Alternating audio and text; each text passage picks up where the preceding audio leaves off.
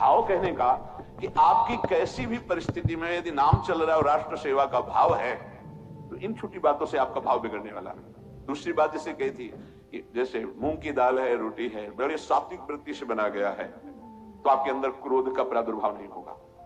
तो कहा जाता है कि जैसे बहुत से सतोगुणी जन देखे गए उनमें क्रोध आता है तो उस समय रजोगुण होता है, उनमें रजोगुण होता है। रज का तात्पर्य होता है काम, काम का मतलब होता है कामना, कामना का मतलब होता है मैं चाहता हूं ऐसा होना चाहिए, नहीं हुआ तो उसमें क्रोध आ जाएगा।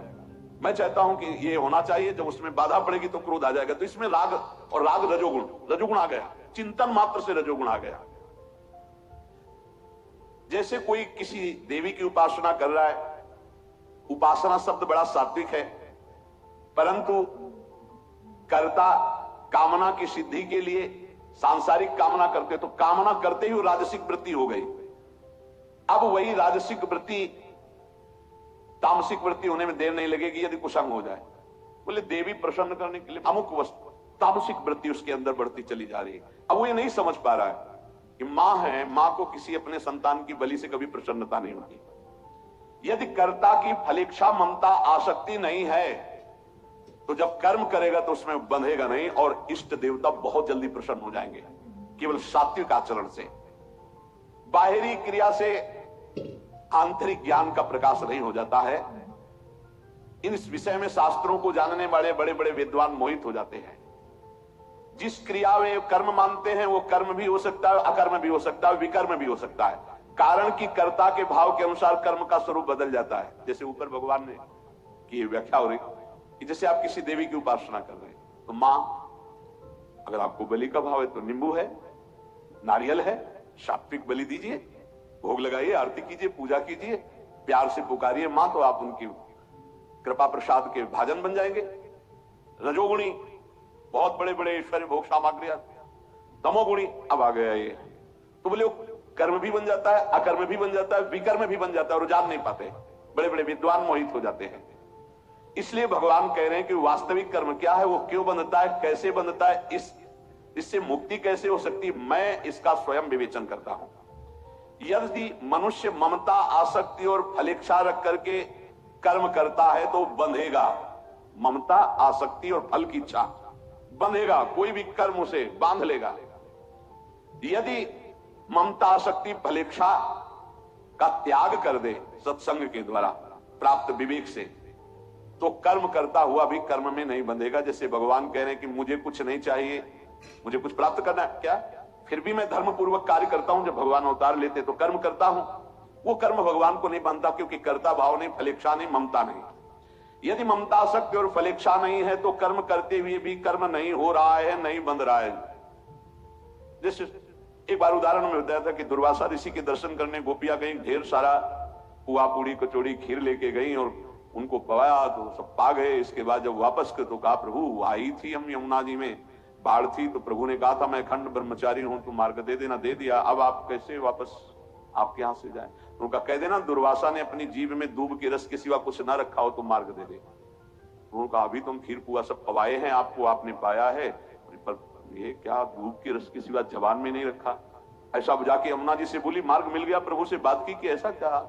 तब यही बात, फलेच्छा, ममता, आसक्ति रहित, भोक्ता करता भाव रहित, तो मनो प्रसाद पा गए। और शपथ पूर्वक कहा कि दुर्वासा ने अपनी जबान पे दूब के रस के सिवा कुछ नहीं रखा हो तो मार्ग दे दीजिए। ये कर्ता भाव लीन है प्रभु में, कोई फलेच्छा नहीं, तो कोई उसका पा गए, लेकिन पाते हुए भी नहीं पाए। यदि कर्ता निर्लिप्त है तो कर्म उसे फंसा नहीं सकता। हर कर्म बंधन मुक्त करने वाला होता है। अगर कर्ता लिप्त है तो ना करे तो भी फंसता है, क्योंकि चिंतन हो रहा है अंदर से। किम कर्मेति, कर्म दो प्रकार के बताए, कर्म और अकर्म। कर्ता भाव से, लिप्त भाव से, फलेच्छा से जो किया जाता है वो कर्म। कर्ता भाव, लिप्त भाव, फलेच्छा का भाव त्याग करके जो किया जाता है वो अकर्म। अकर्म माने कोई फल नहीं देगा, कोई बंधन नहीं होगा। कर्म से जीव बंधता है और अकर्म से जीव मुक्त होता है। कर्मों का त्याग करना अकर्म नहीं है। भगवान ने मोह पूर्वक किए गए कर्मों के त्याग को तामस बताया है। शारीरिक कष्ट के भय से किए गए कर्मों के त्याग को राजस बताया है। तामस और राजस त्याग में कर्मों का स्वरूप से त्याग होने पर भी कर्मों का संबंध और कर्ता भाव का त्याग नहीं होता है। कर्मों में फलेच्छा और आसक्ति का त्याग कर देना है, सात्विक त्याग है। इसी से भगवत प्राप्ति होती है, इसी से मोक्ष पद प्राप्त होता है। फिर हम तुमको सारांश में बता रहे सबका, जो कर्म करो वो शास्त्र सम्मत हो, धर्मयुक्त हो। ये सत्संग के द्वारा जानकारी कर लीजिए कि मेरा क्या धर्म है, मेरा क्या कर्तव्य है, और उसे भगवान को अर्पित कर दो। नाम स्मरण करो, पूरा जानने की तुम्हारी क्षमता अगर नहीं कि कर्म क्या है, अकर्म क्या है, विकर्म क्या है, ये सब ठीक हो जाएगा। नाम चल रहा है, धर्म पूर्वक कार्य कर रहे हो, ज्ञान का प्रकाश होता जाएगा, मुक्त होते जाओगे। पर अगर नाम नहीं चल रहा और कर्म पे कर्म, जैसे लोग कहते हैं हम तो कर्म करते हैं भजन नहीं करते, तो कर्म का बंधन है। चाहे सतोगुणी कर्म हो, रजोगुणी कर्म हो, तमोगुणी कर्म हो, रहोगे प्रकृति राज्य में ही, क्योंकि तीनों गुण प्रकृति के ही हैं। परमात्मा राज्य में थोड़ी प्रवेश पा जाओगे, तो जन्म मरण से थोड़ी मुक्त हो जाओगे। इसलिए कवयोप्यत्र मोहिता, साधारण मनुष्यों की बात क्या, बड़े बड़े विद्वान भी इसमें मोहित हो जाते हैं। शास्त्रों के ज्ञाता भी इस विषय में भूल कर देते। कर्म और अकर्म का तत्व जानने में उनकी बुद्धि चकरा जाती है। सारे कर्म अकर्म हो जाएं तो मुक्त हो जाओ। कैसे हो जाएंगे? दो प्रकार।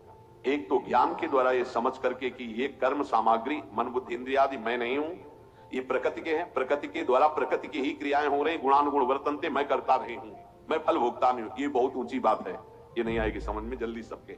एक बात तो बिल्कुल समझ में आ रही, ये सब कुछ श्री भगवान का है, श्री भगवान की आज्ञा का पालन करने के लिए कर्म कर रहे हो, श्री भगवान को समर्पित कर देते हो, राधा राधा। समझ में आ रही? सीधे भगवान को अर्पित कर दो। ये तो सर्वाणि कर्माणि मयि सन्न्यस्य मत परा, वही स्थिति आ जाएगी। तुम्हारा कोई भी कर्म तुम्हें बांध नहीं पाएगा, क्योंकि भगवद अर्पित हो गया। आगे इसका भी वर्णन आता है, भगवान वर्णन करते हैं। तत्ते कर्म प्रवक्ष्यामि, जीव को बांधे हुए है कर्म, तो कर्मों से मुझको मुक्त होना है। ये मुक्त होने के दो ही उपाय है, या तो ज्ञान के द्वारा करता या भक्ति के द्वारा करता भाव को समर्पित कर देना। भगवान प्रतिज्ञा करके कहते कि यदि तुम ऐसा करोगे तो बंधन से मुक्त हो जाओगे। कर्म करने की कला भगवान सिखा रहे हैं। प्रवृत्ति मार्ग निवृत्ति मार्ग दो भगवान ने बनाए हैं, और दोनों कर्म करते हैं, दोनों को कर्म करना होता है। एक कर्म करते हुए बंधता है, एक कर्म करते हुए मुक्त होता है। जो अपने लिए कर्म करता है, अहंकार पूर्वक करता है, भोग इच्छा से करता है, वो बंधता है। जो भगवान के लिए करता है या दूसरों के सुख के लिए करता है, धर्म पूर्वक करता है और उस कर्तापन भाव को भगवान में अर्पित करता है, वो मुक्त हो जाता है।